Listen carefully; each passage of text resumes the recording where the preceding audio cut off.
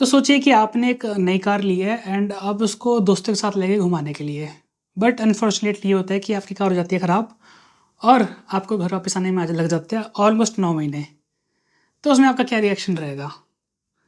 So basically ऐसे कुछ हुआ था सुनीता विलियम्स के साथ, जब वो और उनके जो क्रू मेंबर थे विलियमसन, वो स्पेस में गए थे जून 5, 2024 को, और उनको 4 से 5 महीने लगा के वापस आ जाना चाहिए था। बट अनफॉर्चुनेटली जिस व्हीकल में वो जा रहे थे, जिसको बोइंग ने बनाया था, उसमें थोड़ा-सा एक टेक्निकल ग्लिच आ गया और जो थ्रस्टर्स थे वो उसने काम करने बंद कर दिए, जिसकी वजह से जो उनका मिशन था वो आराम से एक्सटेंड होके 9 से 10 महीने का हो गया। सो जब मैं इस वीडियो को रिसर्च कर रहा था तो मुझे एक चीज़ निकल कर आ रही थी बार-बार कि स्पेस मिशंस में बहुत ज़्यादा फेलियर्स होते हैं, स्पेशली टेक्निकल ग्लिच या कोई अननोन इंसिडेंट होता है।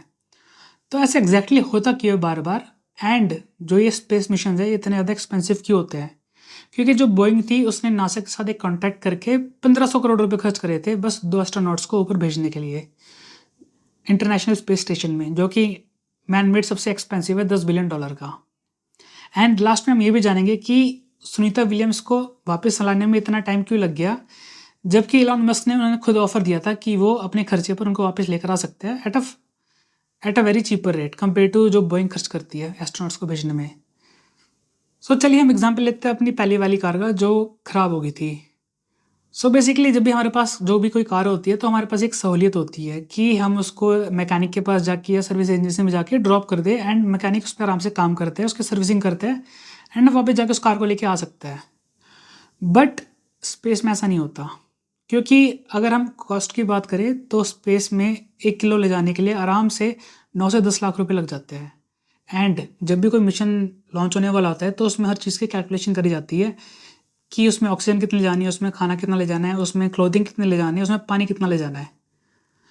तो इस करके जो रिपेयरिंग और मेंटेनेंस कॉस्ट होती है उसमें भी उसको इंक्लूड करा जाता है। और अनफॉर्चुनेटली कि अगर आपका मान लीजिए कि अर्थ से 15 से 20 किलोमीटर ऊपर अगर आपके किसी इंजन में या किसी कंपोनेंट में खराबी आ जाती है तो वो सहूलियत नहीं होती कि इंजीनियर जाके वापस आपके मॉड्यूल पे जाके उस पर थोड़ा रिपेयर वर्क करे या उसको थोड़ा ठीक करे। फिर उसके लिए एक अलग से स्पेस मिशन भेजा जाता है उस चीज़ को ठीक करने के लिए, जिसमें और उसका ज़्यादा खर्चा बैठ जाता है। सेकंड, जो सबसे इंटरेस्टिंग पॉइंट लगा था मेरे को इसमें कि जैसे कि हमारी जब कार चल रही होती है उसका इंजन होता है गर्म, एंड उस गर्म इंजन को जो हमारी अर्थ के एटमॉस्फेयर है, जो हवा होती है, वो ठंडा करती रहती है साथ के साथ जब वो चल रही होती है। बट स्पेस में इतनी बड़ी लग्जरी नहीं होती, क्योंकि स्पेस हमेशा हार्ड वैक्यूम का बना होता है। एंड हार्ड वैक्यूम का मतलब होता है कि वहाँ पे बिल्कुल हवा भी नहीं होती, एंड अगर कोई भी चीज़ अगर गर्म होएगी तो वो आराम से 200 से 300 डिग्री सेल्सियस तक पहुँच जाती है। अगर वही चीज़ अगर ठंडे में छाँव में चली जाती है तो वो उसका टेम्परेचर तुरंत ही -200 से 250 डिग्री पहुँच जाता है। तो जो इतनी अनइवन हीट होती है इससे काफ़ी ज़्यादा स्ट्रेस पड़ता है मटेरियल्स को लेके, वो कभी एक्सपेंड होते हैं तो कभी कॉन्ट्रैक्ट होते हैं। तो उस करके उसके लिए एक अलग से मटेरियल को डिज़ाइन करना पड़ता है ताकि वो जो स्पेस की हार्श एनवायरनमेंट है उसको सह पाए। एंड आपने भी देखा होगा कि जितने भी बड़े-बड़े सैटेलाइट्स होते हैं या फिर जितने भी स्पेस स्टेशंस होते हैं, उनके ऊपर एक कवरिंग करी जाती है स्पेशल थर्मल इंसुलेशन की, ताकि वो इस इफ़ेक्ट को रोक सके आराम से। एंड इसको कहीं न कहीं कवर करने के लिए इसको एक्स्ट्रा मटेरियल की ज़रूरत पड़ती है, एडवांस सेंसेस की भी ज़रूरत पड़ती है, और इससे जो उसका खर्चा है वो और बढ़ना स्टार्ट हो जाता है। अनदर पॉइंट जो स्पेस को हार्श बनाती है वो है उसकी रेडिएशन। जैसे कि हम अर्थ पर होते हैं तो हमारे पास एक लग्जरी है कि जितनी भी रेडिएशन आ रही होती है सन से, उससे हमारा जो मैग्नेटोस्फेयर है वो हमें बचा लेता है काफ़ी हद तक, एंड हमें बस एक माइन्यूट रेडिएशन का सामना करना पड़ता है। बट स्पेस में कहानी बहुत ही ज़्यादा उल्टी होती है। जब कोई भी सैटेलाइट या कोई भी क्रूड मेंबर या कोई भी अगर एस्ट्रोनॉट ऊपर जाता है तो स्पेस में उसको ना ही सिर्फ इस प्रोटेक्शन से बाहर आना पड़ता है, बल्कि जो हमारा स्टार है वो कांस्टेंट रेडिएशन डाल रहा होता है, जिसको हम कहते हैं कभी कभी सोलर फ्लेयर्स या सोलर रेडिएशन। बट ये इकलौती चीज़ नहीं होती, साथ में एक और चीज़ होती है कॉस्मिक रेडिएशन। जैसे कि हमारे जो स्टार्स है गैलेक्सीज में, वहाँ से लगातार रेडिएशन आ रही होती है, और जितनी भी एक्टिविटीज़ हो रही होती है, एक्सरेज भी आ रही होती है उससे, गामा रेज भी आ रही होती है, तो वो इतनी ज़्यादा स्ट्रांग होती है कि वो हमारा जो डीएनए होता है वो उसको तक को भी तोड़ देती है। एंड ट्रस्ट में जो हमारा डीएनए वो एक सेमीकंडक्टर से काफ़ी ज़्यादा छोटा होता है। तो आप खुद ही अंदाज़ा लगा सकते हैं कि जो चीज़ इतने छोटे पार्टिकल को तोड़ सकती है, तो उसका सेमीकंडक्टर्स पे क्या असर होता है। तो ऐसे ही कुछ एक इंसिडेंट होता है जिसको कहते हैं single event upset. So basically computer zeros and ones पे काम करता है। तो उसमें क्या होता है कि जो उनकी लैंग्वेज होती है, अगर उसमें से अगर आप ज़ीरो को चेंज करके वन कर दो किसी तरीके से, या वन को ज़ीरो कर दो, तो जो सॉफ्टवेयर होता है वो तुरंत क्रैश हो जाता है। जितने भी चीज़ें पे एल्गोरिथम होती है वो तुरंत क्रैश हो जाती है। एंड जब सॉफ्टवेयर क्रैश हो जाता है तो हार्डवेयर भी आसानी से बंद हो जाता है। जो कि मुझे लगता है कि यही केस हुआ होगा कि जब जो उनका मॉड्यूल था स्टार लाइनर जो बोइंग ने बनाया था, उसके थ्रस्टर्स ने काम करना बंद कर दिया because of some unknown reason.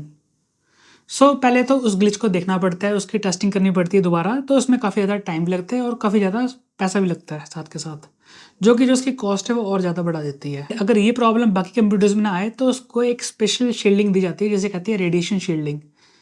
तो जो चिप्स है वो जो चिप्स होती है, माइक्रो चिप्स होती है, सेमीकंडक्टर्स होते हैं, उनको एक अलग तरह की कोटिंग करी जाती है जिससे कि वो रेडिएशन को सह पाए। तो जो इसकी कॉस्ट है वो और ऊँची चली जाती है, क्योंकि ये काफ़ी एक नीश इंडस्ट्री होती है जिसमें कंज्यूमर्स तो इन्वॉल्व नहीं होते, बट बड़ी बड़ी एजेंसीज होती है, तो उसको मैन्युफैक्चर करने में, उसको बनाने में, उसको असेंबल करने में और ज़्यादा पैसा लगता है। अगर हम वैक्यूम की बात कर ही रहे हैं तो आपने भी देखा होगा कि जितने भी कंप्यूटर्स बनते हैं उनको ठंडा करा जाता है, या तो बाय एयर या तो फिर बाय लिक्विड्स। बट स्पेस में ये लग्जरी नहीं होती। जो कंप्यूटर्स होते हैं वो कॉन्स्टेंटली हीट को जनरेट करते हैं। ऑल्दो जब इंसान जब फर्स्ट टाइम मून पे उतरा था तो जो उसकी प्रोसेसिंग पावर थी वो कहते हैं कि एक कैलकुलेटर जितनी थी। बट आज हमारे पास जो स्मार्ट टूथब्रश होते हैं उसकी भी पावर आराम से उस टाइम के कंप्यूटर से 10,000 गुना ज़्यादा है। बट फिर भी जितने जितने सेमीकंडक्टर्स छोटे होते जा रहे हैं वो और भी हीट जनरेट करते हैं साथ के साथ। एंड हमारे पास तो अर्थ पे लग्जरी होती है कि वो आराम से ठंडे तो हो जाते हैं और हम ज़्यादा परवाह भी नहीं करते। बट स्पेस में वैक्यूम होता है एंड वैक्यूम में एयर ट्रैवल नहीं करती, तो जो हीट है उसको कहीं ना कहीं डिसिपेट करना भी पड़ता है। तो उससे क्या होता है कि उसको अलग से एक कूलिंग मैकेनिज्म को डिज़ाइन करना पड़ता है, जो कि बहुत ज़्यादा डिफिकल्ट होता है एंड उससे कॉस्ट और भी ज़्यादा ऊँची चली जाती है। अगर आपको याद हो तो क्लासमेट की जो किताबें होती है उसके पीछे एक बड़ा इंटरेस्टिंग फैक्ट का एक या दो पेज होते हैं। तो जब मैं छोटा था तो मैंने फर्स्ट टाइम पढ़ा था कि स्पेस में एक कोल्ड वेल्डिंग नाम की भी चीज़ होती है। बिकॉज ऑन अर्थ हमारे पास जो मेटल्स होते हैं उसके ऊपर एक लेयर जम जाती है जिसे ऑक्सीजन की ऑक्सीडाइजेशन लेयर कहते हैं। तो उससे क्या होता है कि जैसे कि मान लीजिए कि दो मेटल है मेरे पास, अगर मैं उनको यहाँ पे जोड़ूँ तो वो कहीं जुड़ेंगे नहीं।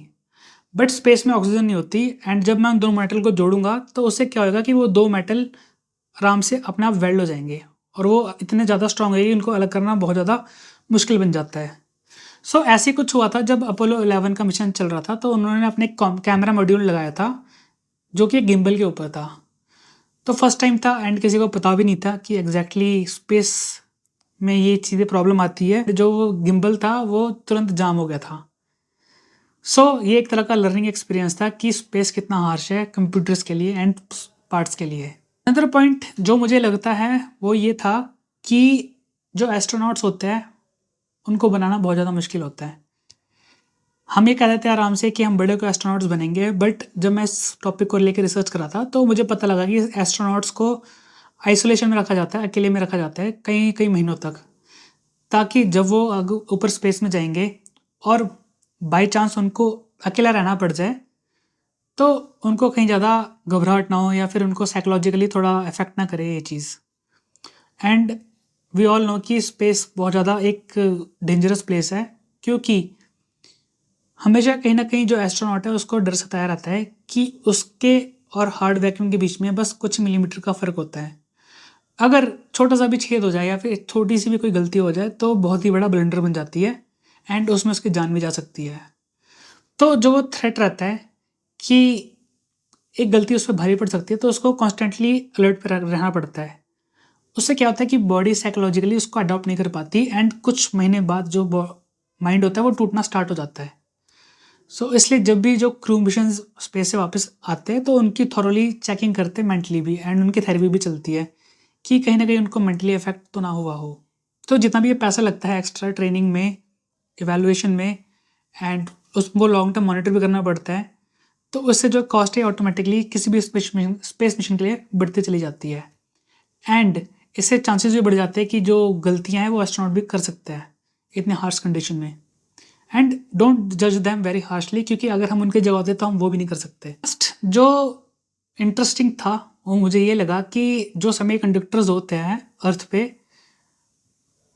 वो अगर हम स्पेस में ले जाए तो वो धीरे धीरे डिग्रेड होने स्टार्ट हो जाते हैं, क्योंकि उनके ऊपर काफ़ी रेडिएशन पड़ रही होती है, खासकर जो कॉस्मिक रेडिएशन होती है एंड जो हमारी सोलर रेडिएशन होती है।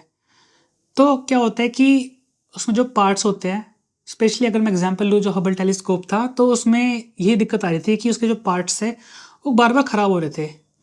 तो उन पार्ट्स को चेंज करने के लिए रेगुलरली जो स्पेस मिशन है वो भेजे जा रहे थे ताकि उसको चेंज करा जा सके। एंड जैसे कि हमने पहले डिस्कस करा था कि 1 किलो ले जाने का ही खर्चा 9 से 10 लाख रुपए बैठता है। तो अगर आप कॉस्ट को कैलकुलेट करोगे कि अगर आपको हर 3 या 4 साल में उसके पार्ट्स को बदलने पड़ रहे हैं रेडिएशन की वजह से, तो उससे आप अंदाज़ा लगा सकते हैं कि स्पेस मिशन करना कितना ज़्यादा एक्सपेंसिव होता है, specially for developed countries.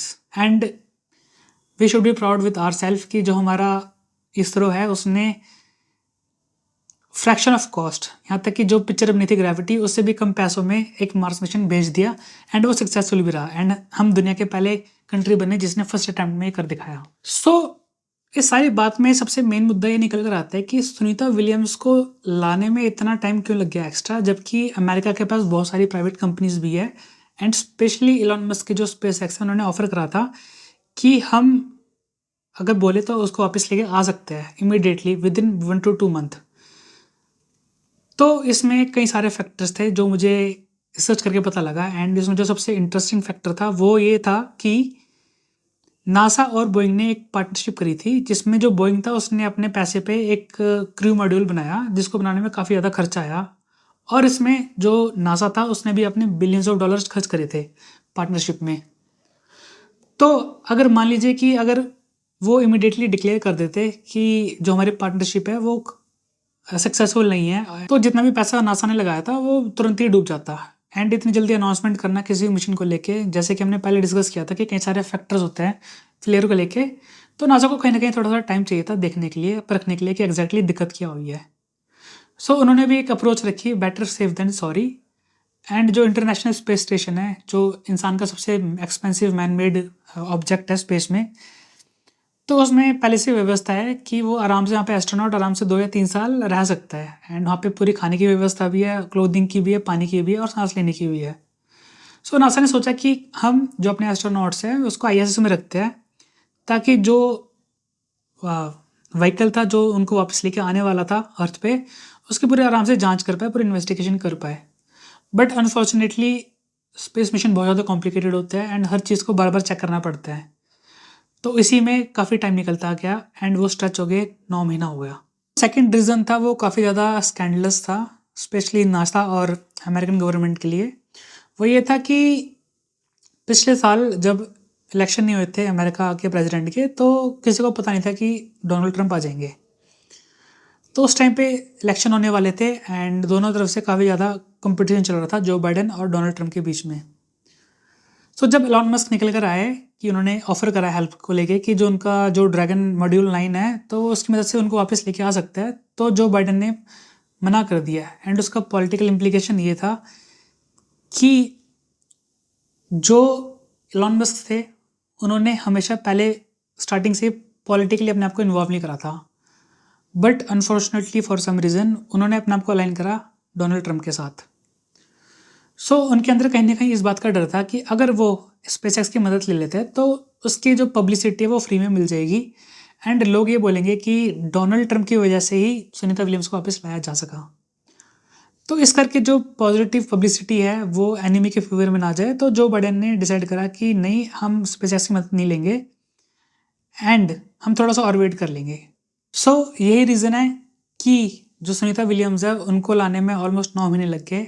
And as of now आज डेट है 11 मार्च, और ऐसे कयास लगाए जा रहे हैं कि सुनीता विलियम्स कल या मे बी परसों तक अर्थ पे लैंड कर जाएंगी 9 महीने के बाद। तो इस पूरी वीडियो का जो अगर मैं कोई कंक्लूजन निकालूँ तो वो 2 है वो काफ़ी इंटरेस्टिंग है कि हम अपने आप को जितना मर्जी बोल ले कि हम टेक्नोलॉजिकली काफ़ी एडवांस हो गए हैं, हम इतने वायलेंट नहीं रहे हैं, एंड साइंस के आगे जो पॉलिटिक्स है वो फेल हो जाती है, तो ये सरासर बिल्कुल ही गलत धारणा है।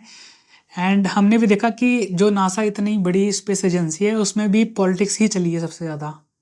एंड अगर पॉलिटिक्स नहीं होती तो आज सुनीता विलियम्स स्पेस की जगह अर्थ पर होती है हमारे साथ। तो हम जो चुटकी बजा के जो हमारा एवोल्यूशन है ह्यूमन नेचर का उसको एक साथ नहीं चेंज कर सकते, एंड पॉलिटिक्स हर ना कहीं काम आती है। सेकेंड जो ऑब्जर्वेशन निकल कर आई थी वो थी एस्ट्रोनॉट्स को लेके, स्पेशली उनको स्पिरिट को लेके।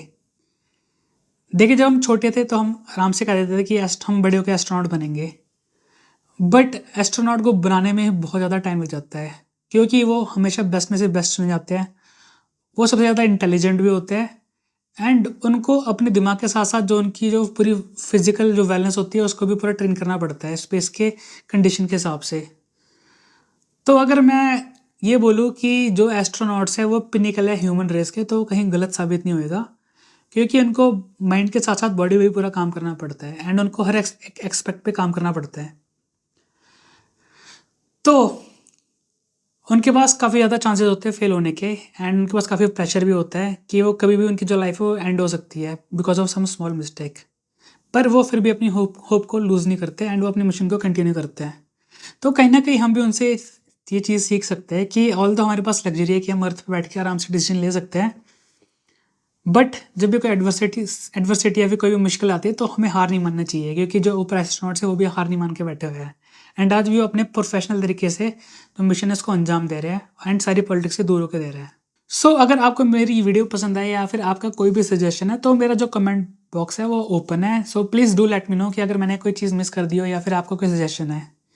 एंड अगर आपको मेरी वीडियो पसंद है तो प्लीज़ इस वीडियो को एक लाइक एक सब्सक्राइब का बटन ज़रूर दबाइएगा ताकि जो मेरी मेहनत है जो मुझे मोटिवेशन है वो मिलते रहे आपके लिए नए नए और नए इंटरेस्टिंग टॉपिक लाने के लिए। So thank you guys, have a nice day and जय हिंद।